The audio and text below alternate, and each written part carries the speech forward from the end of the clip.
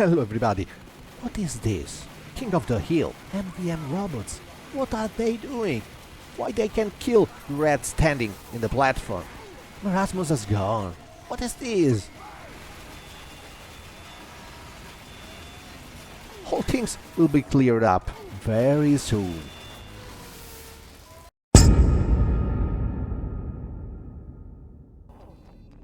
So, you know Potato's MvM server, the ones that hosted the majority of the community-driven tests for the we all hope upcoming Iron Gauntlet update, right? I have a lot of videos speaking of Iron Gauntlet. So exactly they, are in these days finalizing an extraordinary mode plugin for Team Fortress 2, which, when going public in the wild, will allow mans vs machine to meet different game types. Practically any game mode ever offered in TF2 since its birth. The first part of this plugin, still work in progress, but almost polished and ready for prime time, is the MVM King of the Hill mod, which today we are reviewing. The awesome thing is that this mod works for any KOTH map you throw at it, and any MvM Mission population file you throw at it. In this case, you see that the plugin is working with the Halloween-themed map Lakeside event, with all the fancy Halloween stuff, Erasmus and so on, and the Hamlet hostility popfile, 7 waves, the same robot composition as you would expect from stock Hamlet hostility held in Rothenburg of 2 cities. The change is that instead of bringing a bomb to the hatch, robots are taught to go and capture the control point and own it for the time it requires to win, as every KOTH match would expect too.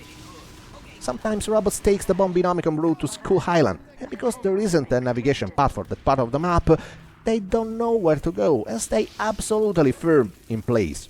In this case, it's important to take care of them, to let the wave end with their death. The only visible changes you are seeing from stock King of the Hill is that to let the experience more enjoyable, both the capture timers are longer than the equal 3 minutes. Every team spawns in their normal spawn point of this map, and their focus is the central cultural point.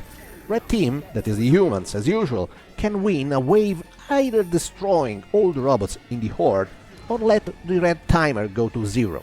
Whichever comes first. Robots win the wave instead by their blue counter drop to 0 before all the robot wave gets destroyed. You would expect a good MvM match have an upgrade station for reds, so how can normal KOTH map offer this? The mod simply transforms the cabinet of the spawn of humans in the upgrade station, and the canonical upgrade screen pops up as soon as you approach it. Genius. Everything is in place as you see, even Erasmus, or other tricky effects for some Halloween maps. When Erasmus spawns as expected, all teams becomes invulnerable to each other, and they are forced to kill Erasmus only. Robots' AI isn't that smart, and whenever they can, they try to attack the other team, doing nothing in exchange. But sure, if Erasmus is near enough to the horde of robots, you'll see robots attack him as well, and deal a massive damage. You'll see briefly after when Sir Nuxcalot have some words against the magician.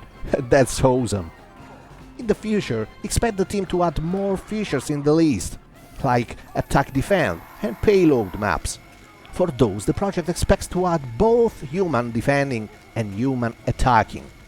Mind you that this mod won't never be comparable with Stop That Tank, where actually teams of humans play with tools coming from mans vs machine. No artificial intelligence nor waves are required.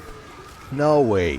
In this case, there is a single co-op human team that faces an artificial intelligence, and the missions can be customized or taken directly from Valve's mission package. For instance, the Halloween Lakeside event is perfect for some additional strategies, if you note. For example, killing Erasmus and going to the Skull Island allows you full crit and invulnerability for some time. This can be a godsend. Notice that if the wave ends while Erasmus spawns, Rest can take the opportunity to shut it down during setup time, and only when everybody is in front of the bomb binomicon, ready to get the power-ups, ready up and let the next wave start. Wait some more seconds so the robot can leave their spawn and approach the control point, and...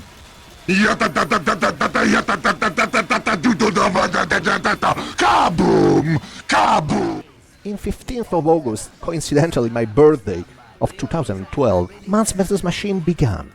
Had some player base that loved and still loves it, proving that at the time the Valve TF2 team was able to offer a co-op mode out of a multiplayer P2P game. Then, apart literally a couple of major updates, Mecha Engine and 2 cities, nothing has appeared in the horizon. It was since the first inception of TF2 in 2012 that people start asking why Valve haven't offered different game modes than tower defense. People claim their desire to play humans as a tagging team, or with payload, or whatever. From Valve, only silence. Some maps thrown in, some upgrade changes into cities, like medic shields or rocket specialists for soldier, and then nothing. At this point, after 4 years of waiting, I'm expecting the community to do the hard work by themselves and let MvM Mission files absolutely compatible with any other game mode of the whole game. Something we have always missed in the official Valve's incarnation. It's time to say, make MvM great again, guys. If you want an official time schedule for when these totally community-driven mods exit the beta status, join the Potatoes MvM official Steam group and wait their announcement, link is in the description. I'm pretty sure KOTH is going to be released in a matter of days, and the rest of the game mode will follow soon. Another good point is when Krieg's effect is casted from the Wheel of Fate. Since almost every robot for these advanced missions is already full crit boosted, this is a direct upgrade for Red's team Holy. Additional points if Krieg's effect is granted just at the time Sir Nuxicalot is exiting the spawn. Poor guy. We kept him alive to see what he could do against Marasmus for having some amusement.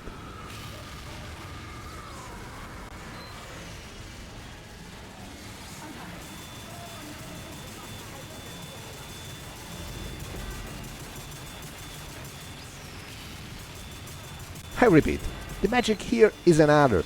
This group of people are coding this plugin to let any map and any pop file work flawlessly. This Halloween-themed map is just an example, but I saw alpha status of this on KOTH Sawmill with the same working results. He would work also in Train Lazar's custom map, I'll say. The only thing that can't be transplanted from the Waves population file in KOTH matches are tanks. They simply don't have a reason, and neither a spawn point dedicated in maps that hadn't their presence in mind. But the mod is smart enough to still parse the pop file as usual. Tanks are simply filtered out, and that's all. The mod is still in beta, but almost everything is working already. The only thing that the group is polishing is the engineer's bot AI, since so far they prefer stand in spawn instead going for planting their nests. Remember, the scope of the plugin is to get thrown at it any possible map, so it must adapt the robots to any circumstances it might come in a given map, and the nest points are some of these circumstances. You know that we, as a community, must be vocal with Valve if we want to be heard and have something added or modified in their game. So the one thing I would recommend you is to root to the Potatoes MvM server and see their imminent announcement of this series of plugins, King of the Hill being the first. Test them in their Steam group and servers. If you see they fun and worth the ad, start as a community to ask an MvM rework to Valve, with Iron Gauntlet maps and missions, together with this mind-blowing plugin. Use Twitter, Reddit, whatever you want, the louder the better. We must be a critical mass to achieve this result. And I repeat guys, the motto shall be make MvM great again. Hope you enjoyed, and thanks for watching.